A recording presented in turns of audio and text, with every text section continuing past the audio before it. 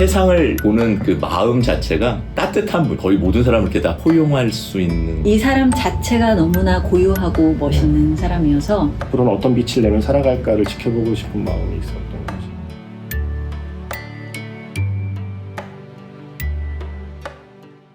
안녕하세요. FM 영화음악 첫 인사드립니다. 고공 크레인 위에서 바라본 세상은 어떤 모습이었을까요?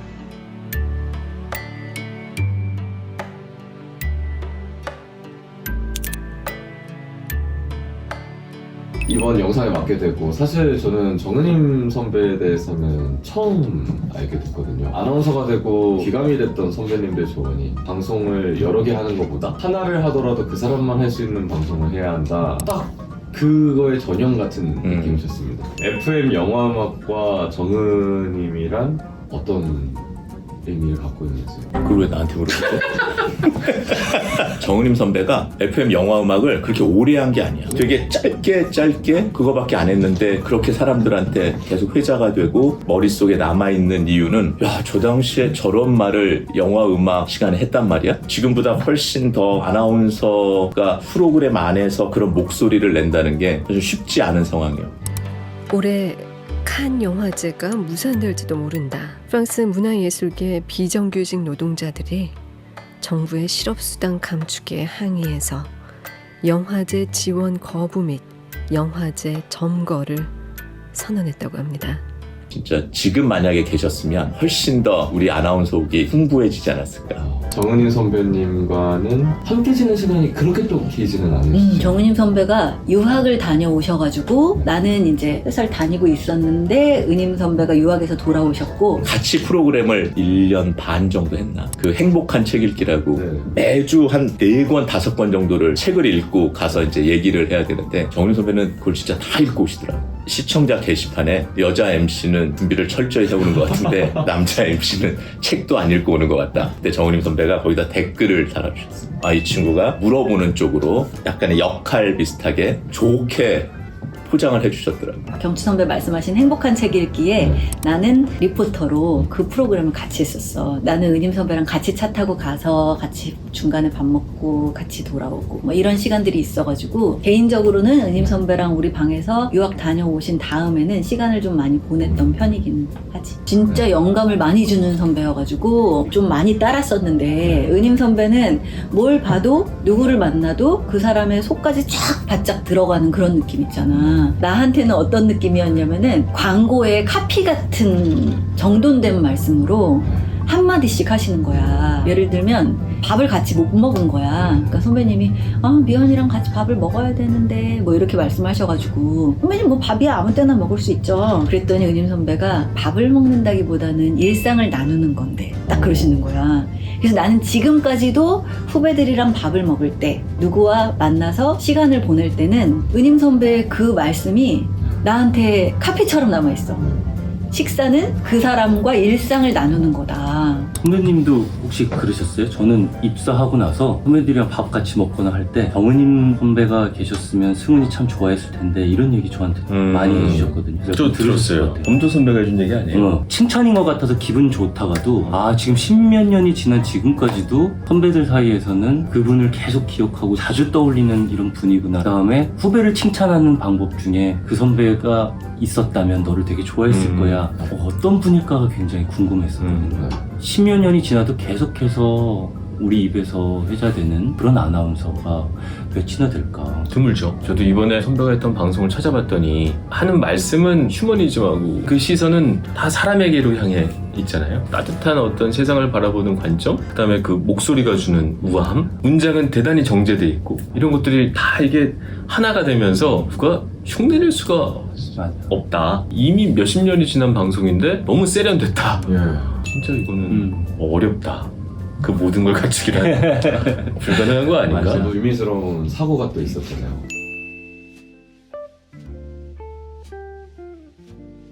그때 묘하게 안 좋은 일이 되게 많았어요, 아나운서께. 특히 뭐 정은임 선배 같은 경우에는 사고로 어느 날 갑자기 그렇게 된 거여서, 그때 우리가 정말 이게 어떻게 됐는지 막 원인 찾으려고 CCTV도 보고 현장 답사도 해보고 그랬었는데, 그 사고 나고 깨어나지 못하고 돌아가셨는데, 제발 한 번만 좀 깨어나서 얘기 좀 하고 이랬으면 다들 그런 마음이었는데 결국에는 그러지 못하고 그냥 은임 선배 20주기를 기념해가지고 부천에서 공개 방송을 했어.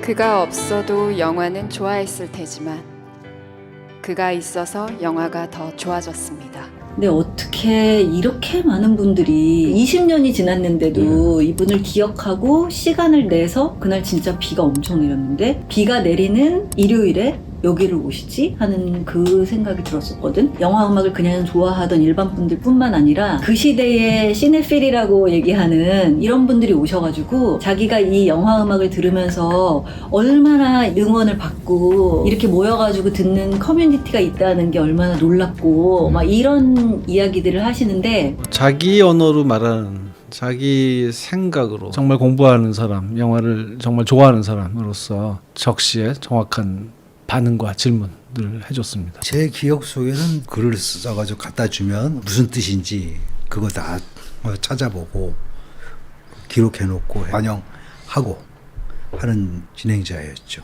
90년대 초반, 중후반 그 이유가 다 그 정영음의 씨앗들입니다. 미지의 방송을 듣고 미쳐서 다 프랑스 문화원으로 가고 막. 저는 정은임 씨와 MBC 아나운서국에서 12년을 함께했던 손석희라고 합니다.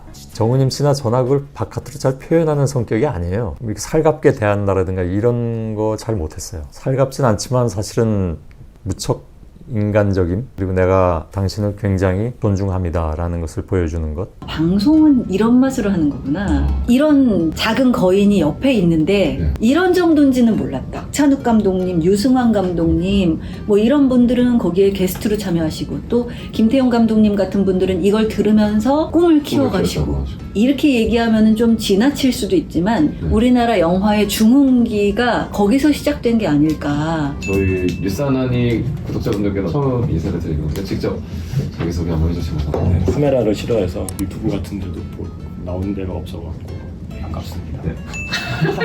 오늘 나와주신 이유는 뭐예요? 그럼? 정은임 아나운서 때문이죠. 정은임 아나운서면 뭐라도 해야죠. 어떤 식으로 기획이 된 건지 좀 궁금해요. 제가 지금 FM 영화음악을 계속 하고 있다는 이유로 제가 이걸 다 기획했다는 오해를 사고 있어요. 이 자리를 빌어서 정말 해명을 하고 싶은데 제가 한 건 기억이고 기획은 우리 팀이 했죠. 네, 제가 한 건 그것까지였고 20주기인데 뭐라도 했으면 좋겠다 정도가 얘기가 이제 나와서 이렇게 된 건데 특집을 다 해놓고 보면 20년이 지나서 이 특집을 만들고 이 특집에 사람들이 반응할 수 있으려면 기록이 있어야 돼요. 더구나 라디오. 결국 이 특집을 가능하게 한 건 저나 라디오 제작진이 한 게 아니라 정은임 아나운서의 아버지가 하신 거죠. 매일 그 방송을 녹음해두지 않았다면 이 특집은 애초에 불가능한 거고. 본 방송은 정은임 아나운서의 목소리를 AI 기술로 구현해 제작됐으며 시간은 강물처럼 흘러가지요. 우리가 언제 다시 만날지 누가 알겠어요.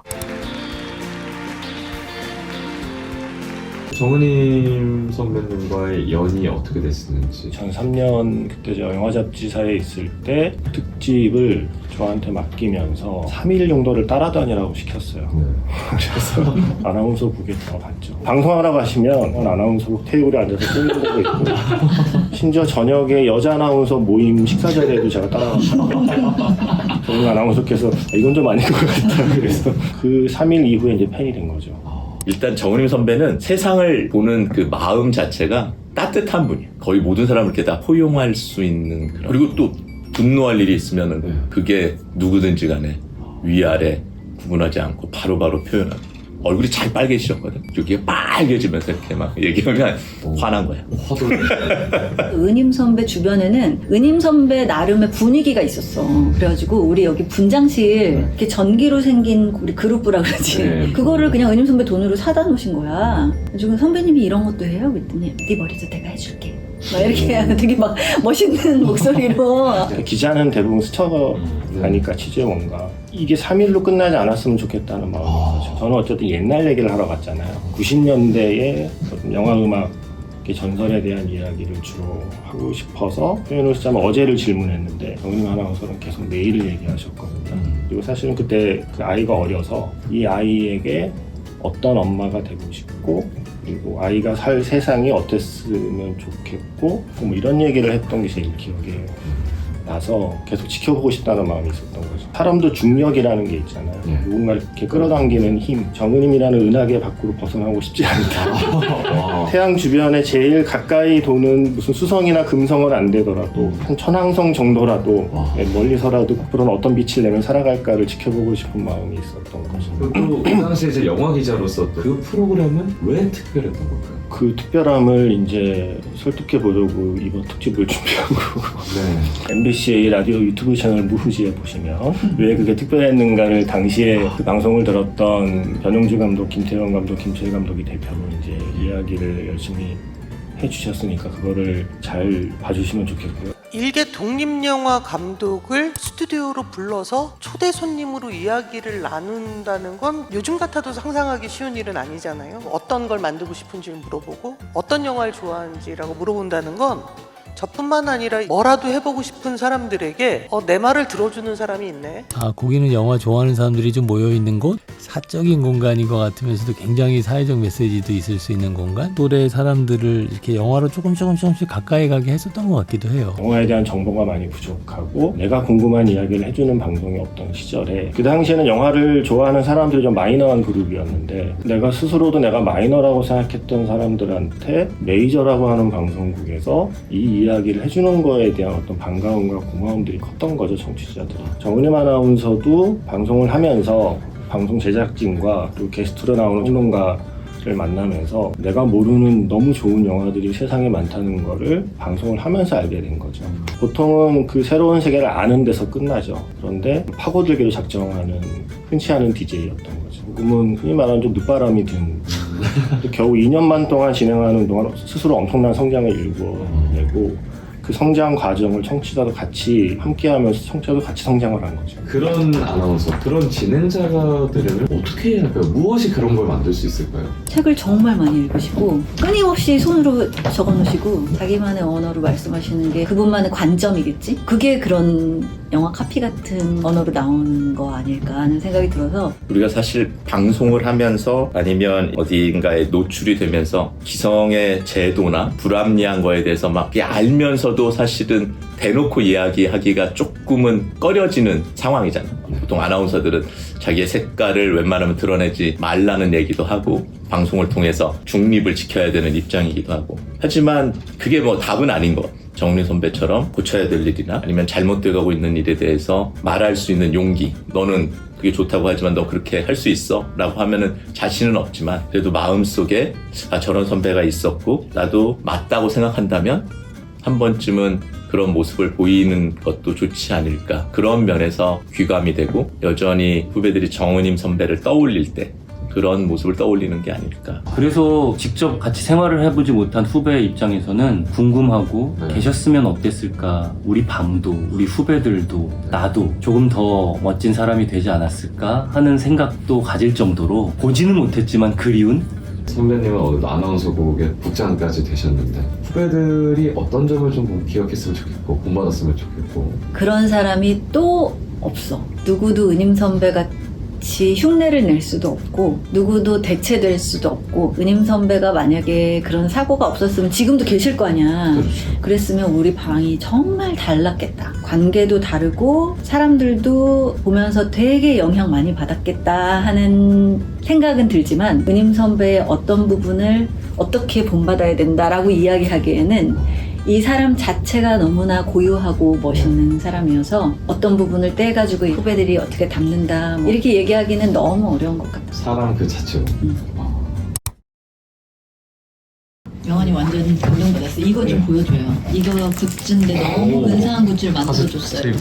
와, 선물입니다. 오! 저 주시는 건가요? 네, 그럼요. 안에도 너무 멋있고 너무 멋있어.